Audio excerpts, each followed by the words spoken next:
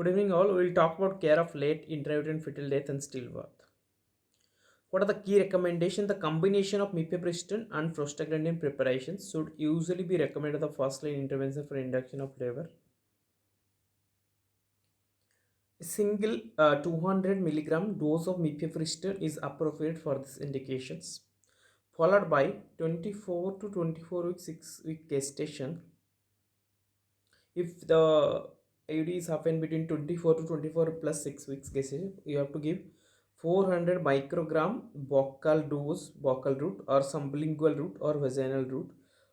Oral, you have to give oral root, misoprostol every 3 hourly till expulsions. If the pregnancy is 25 to 27 plus 6 days, then you have to give 200 microgram buccal, sublingual or vaginal or oral of misoprostol every 4 hourly. Then from 28 weeks onwards, you have to give 25 to 50 microgram vaginal root misoprostol every 4 hours or 50 to 100 microgram oral root every 2 hours. There is insufficient evidence available to recommend a specific regimen of misoprostol for use at more than 28 weeks of gestation in women who have a previous cesarean birth or transmural uterine scar. So there is very low evidence regarding the dose of misoprostols and the regimen of the misoprostol for more than 28 week gestation if they have a previous cesarean birth or transmural uterine scar. Women with more than 2 lower segment cesarean birth or atypical scars should be advised that safety of induction of labor is unknown. The staff should be educated in discussing the mode of birth with bereaved parents. Vaginal birth is recommended for most of the women, but cesarean birth will needed to be considered for some of the cases. A detailed informed discussions should be undertaken with parent of both physical and psychological aspect of vaginal birth versus cesarean birth. Parents should be carried an environment that provide adequate safety according to the individual clinical circumstance while meeting their need to be feel supportive doing those. So clinical and lab tests should be recommended to assess maternal well-being, including coagulopathy, to determine the cause of fetal death, then chances of recurrence and possibly means of avoiding future in pregnancy complications. Parents should advise that with full investigation, including postpartum and placental histology, a possible or probable cause can be found in up 3/4 of 25% of late term death. All parents should be offered cytogenetic testing of their baby, which should be performed after written consent is given. Patients should be advised that postpartum examination can provide information that can sometimes be crucial to the management of future pregnancy. What are the risk factors for late intrauterine fetal death? There is some non-modifiable risk factor and there's a modifiable risk factor. In the non-modifiable risk factor, there is nulliparity, maternal age more than above 35 years, or if it is ages less than 20 years, the extreme ages. If the patient is black, Asian, or the non-white women's previous history of stillbirth, previous adverse pregnancy outcomes like they have a preterm birth, preeclampsia, fetal growth restrictions, multiple pregnancy, advanced gestational age more than 41 weeks, FGR, fetal growth restrictions, small for gestational age, low educational attainment, reduced fetal movements, thyroid disease, thrombophilia, malaria infections, COVID-19 infections, cholestasis in pregnancy, systemic lupus erythematosus or antiphospholipid antibody syndrome, renal disease. There is some potential modifiable factors. If they have a pre-existing hypertension, uh, you can change it. You can control the hypertension, obesity, overweight, weight gain, smoking more than 10 cigarettes per day can be the cause. Alcohol use, you can prevent that. Illicit drug use, going to sleep supine, living in area of most deprivations. Okay, these are some modifiable risk factors. What are the recommendation? A second opinion should be obtained for the diagnosis. Always try to give a second opinion. That's to minimize the chance of diagnostic error. Suppose you have to confirm in a center, you have to confirm the radiology from radiology for the intrauterine death. Auscultations and cardiotocography should not be used to diagnose intrauterine late IUFT. So you should not confirm the diagnosis on auscultation or CTG machine. You should go for a ultrasound based diagnosis so that you can meet the cases. Women should be prepared for the possibility of passive fetal movement. If a woman reported fetal movements after the scan to diagnose late IUD, a repeat scan should be offered.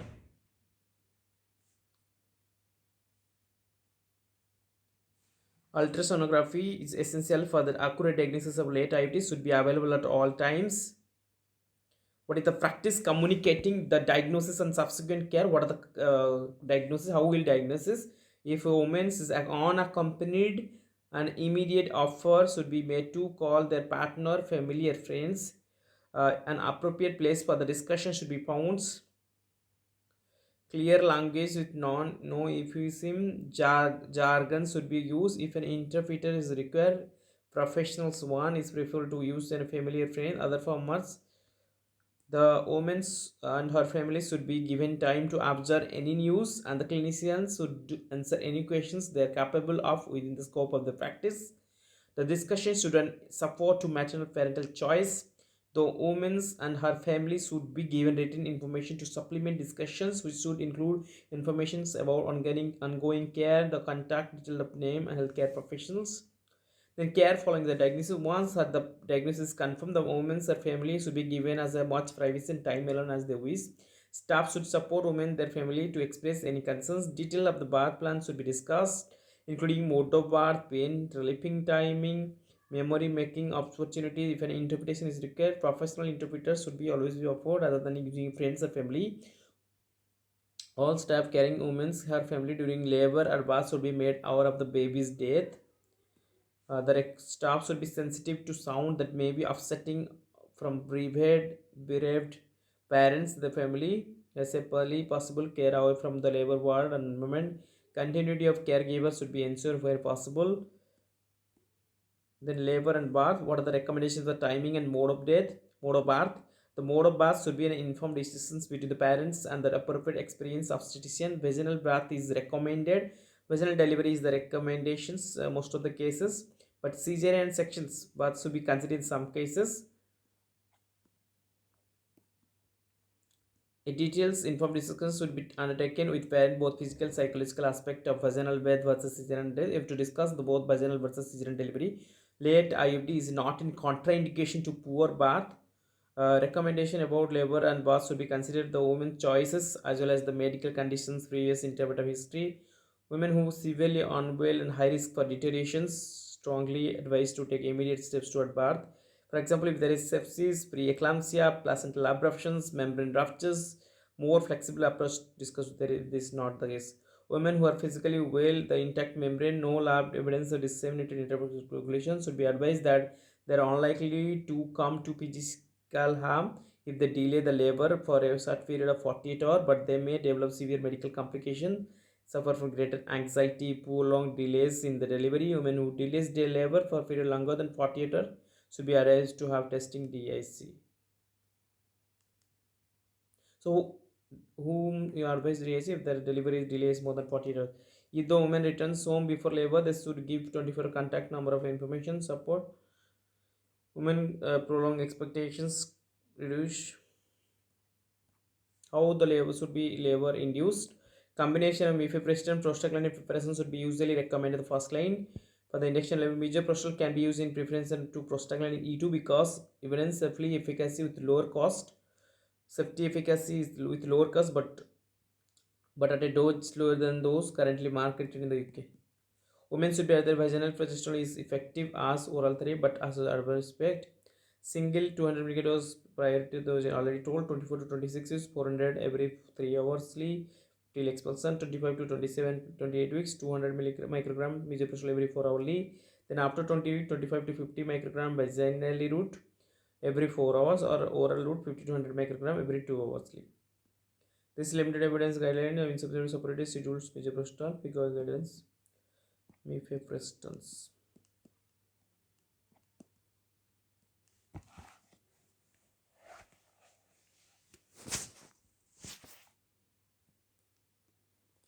What are the investigation? Nutrition, material standard biometrical biochemistry, including CRP, bilateral preeclampsia, its complication, multiple sepsis, hemorrhage. Additional comment: platelet count to test to occult DIC. If abnormal, do discuss with hematologist. As soon as possible after fetal, repeat fetal is required as the basic clinical pictures. Then maternal coagulations times and plasma fibrinogen to rule out DIC. Not a test for cause of late ID. Maternal sepsis, placental abruption, preeclampsia, increased probability of DIC. Especially important for regional anesthesia. You see if there has been interval for more than 48 hours for since IUD. As soon as possible after diagnosis sepsis, abruption, preeclampsia, other predispositions before regional anesthesia. Then clear test lethal fetal maternal hemorrhage, decided by anti-D hemoglobin. Fetal maternal hemorrhage cause of late fetal IUD. So all not simply who are RS negative cases only you have to do. They should be undertaken before the as red cells. As well, then if you bacteriology, blood culture, midstream, urine, vaginal swab, cervical swab, if you suspected infection including listeria, monocytogenes and chlamydia species, indicating in presence of maternal fever, flu-like symptom, abnormal liquor, purulent appearance, offensive disorder, prolonged rupture of membrane before late IUD, abnormal bacteriology of doubtful significance in the absence of clinical history evidence, chorioamnitis, also used to direct maternal therapy. Then that indication like viral screening, topical infections, undiagnosed maternal fetal infections, store hydrops not necessarily feature of parvovirus related IUD. Treponema serology is usually known already. Other represents suggestive travel endemic area. Then maternal random blood glucose level, undiagnosed maternal diabetes, rarely human incident and pre-existing diabetes. The evidence of severe ketoacidity. Other symptoms should be after clinician glucose testing. Women GDMs return to glycemic with fevers after IUD. Maternal HbA1c, undiagnosed maternal diabetes exclude occurred type 1, type 2 can indicate HbA1c mother protein. Maternal thrombophilic screening, thyroid functions, anti-red cell antibody serology, immunohemolytic disease, maternal anti-La antibody occult maternal autoimmune disease, alloimmune antiplatelet antibodies, indicated to screen antiphospholipid syndromes, evidence of GR placental disease, antibody screen to be repeated if abnormal, advice to include antibody against beta-2 lupus anticoagulant. In it is not routinely indicated if fetal hydrops is detected. Evidence of hydrops, then you go anti-red cell antibody. You indicated if evidence of hydrops, antimyocardial fibrillus, heavy node calcification in the postmortem, indicated if maternal intracranial hemorrhage, intracranial platelet, alarmin antibodies. Then parental blood carrier translocations, parental blood translocation, parental mosaicism indicated if fetus has unbalanced translocation recommended by geneticists, fetal genetic testing. Fetal genetic testing spells and history such as aneuploidy, fetal anomaly on postpartum, previous unexplained IUD or recurrent miscarriage. Maternal toxicology, occult drug use with consent history presentation, urine is effective, meconium toxicology, fetal placental microbiology, blood and fetal swab, microplacental swab, fetal infection if suspect, serology, cord sample if possible, lithium, heparin, written consent, advisable cardiac blood can be taken by the histopathologist, need for obtained drug. Then fetal placental tissue for cytogenetic fetal cord blood and placenta and ability single gene disorders. Send several specimens. Cell culture might be failed. Culture bottle must be kept in labor ward refrigerator. Genetic materials should be stored in a single gene syndromes. Absolutely contrary don't use written consent. Postmortem examination, external examination, autopsy, microscopy, X-ray, placenta, cord, ultrasound scan, magnetic resonance imaging. External examination should be weight and length measurement. If there is significant association late IUD, perinatal pathologists or neurologists can be examined dysmorphic feature if parental don't want autopsy. Absolute contact don't do. Okay. Then the recommendation, there is insufficient evidence to recommend a specific regimen of misoprostol for use more than 28 weeks who have a previous cesarean sections. Women with more than 2 lower segment cesarean bath at typical scar should be advised the safety of induction of labor or not. What does practice for induction labor for women with history of lower cesarean? A discussion of potential benefit and harms of induction labor should be undertaken by an appropriate experienced obstetrician. Women undergoing vaginal bath after cesarean should be closely monitored. Fetal scar ruptures, oxytocin augmentation can be used for VVAC, but the decisions should be made following discussion with consultant obstetricians with equivalent training. Misoprostol can be used for women with previous cesarean bath or the transuterine scar between 13 to 28 weeks, 27 plus 6. 24 plus 24 6 400 microgram buccal sublingual vaginal bath oral every 3 hourly till exposure. 25 to 28 weeks 200 microgram buccal sublingual vaginal oral every 4 hours. The insufficient data to also the occurrence of uterine rupture with IUDs previous and scar. The use of misoprostol is considered justified on the basis of figure regimen. What are the considered suitable facility for labor? During labor, women should care for an environment that provides appropriate facility of obstetric emergency. Maternity should aim to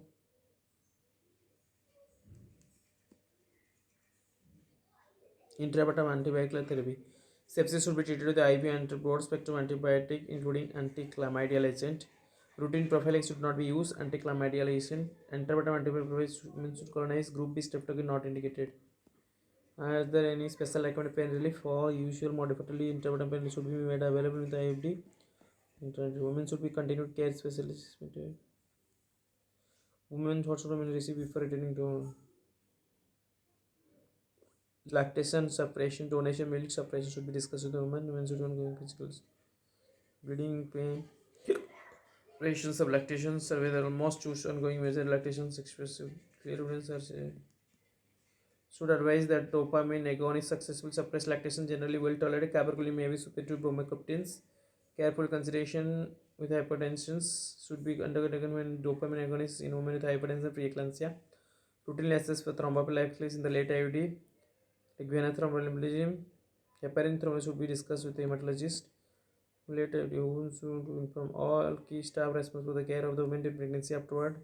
All existing antenatal appointment cancelled. Primary health care professionals should be informed. Gestation.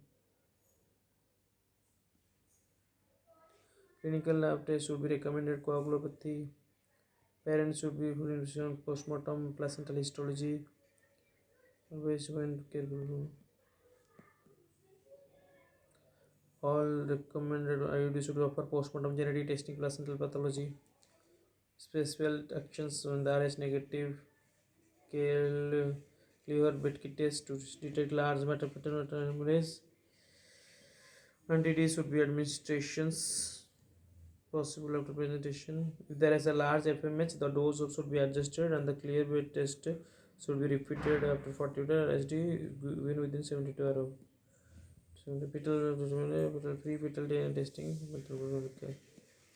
With the best practice guideline, all women should offer cytogenic testing. The baby given information both memory and concept. The chances of result.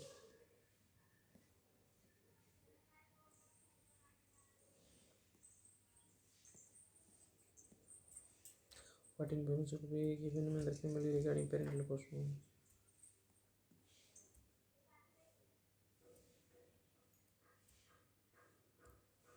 Invasive procedure baby prior discussion should be senior obstetrician. Pathological examination cord placenta membrane should be recommended. Imaging is their only option. Ultrasound MRI remains first line invasive for parental biopsy. Ultrasound MRI occurred substitute for conventional postmortem depending on the available resource.